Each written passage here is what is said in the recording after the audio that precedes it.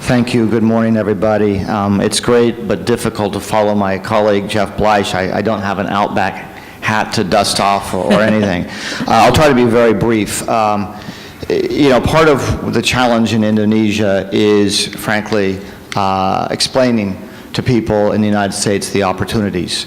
Many American business people don't know Indonesia is the fourth largest country in the world. It's growing at 6.5% last year, expected to grow about the same this year. It's got about an $800 billion economy right now, and will probably hit the $1 trillion mark in the next 2 years. With that comes tremendous opportunities.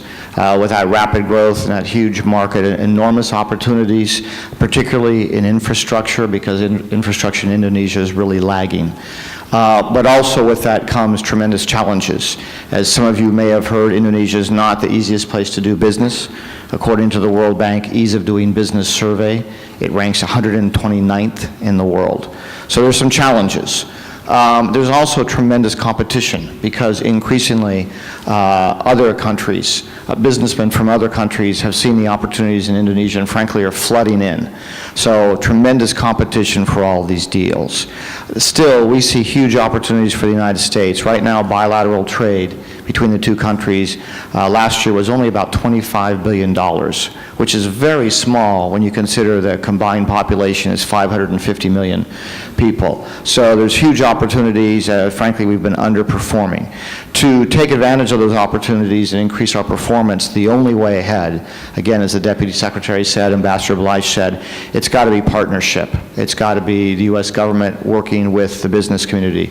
So we're very pleased that we have a very close working relationship with the American Chamber of Commerce as well as with other industry groups. And we focus on a couple things. The sort of traditional advocacy that I think embassies have long done around the world, huge advocacy opportunities and needs in Indonesia. A lot of work with the business community to identify legal and regulatory obstacles that get in the way of both investment and exports, and working with the government to try to deal with those. But my own view, and we've been talking to the AmCham a lot about this recently, is we need to go a step further. For many of the opportunities in Indonesia, particularly in infrastructure, our competitors are going in with full solutions.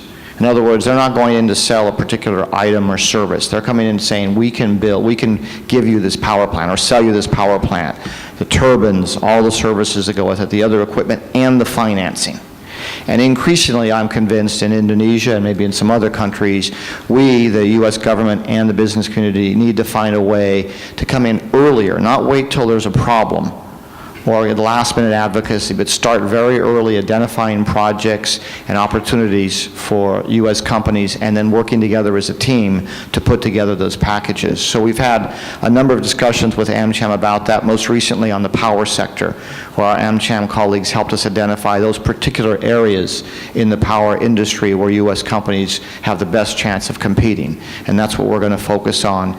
Identify the opportunities, then bring together Export-Import Bank, OPIC, Trade Development Administration, advocacy with the key companies, and go in and try to do package deals. Thank you very much. Really appreciate the opportunity to be here.